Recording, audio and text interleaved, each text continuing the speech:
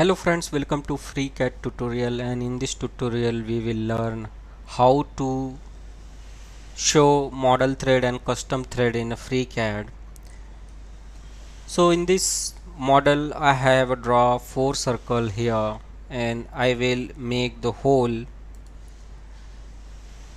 So basically here I wanted to give M12 hole, so I will select here ISO metric regular profile and I will give here M12 and I say OK.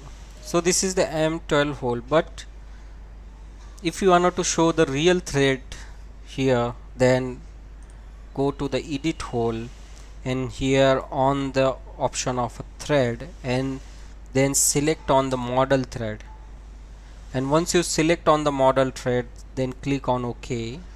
It will take some time.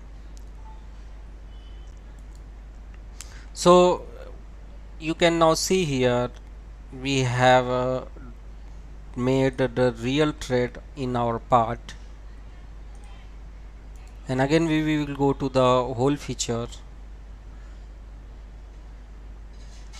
and if you have any custom thread then you can also enable this from the here custom thread option, and you can also provide here clearance value. But the downside of using the model thread is that it may slow down your assembly. If your assembly is just very heavy, then I would recommend not to use these features. But if you are not to show the real thread on your part, then you can use here the model thread. And once you uncheck this model thread, then thread will be off, and when you check it, then thread will be on, and say OK.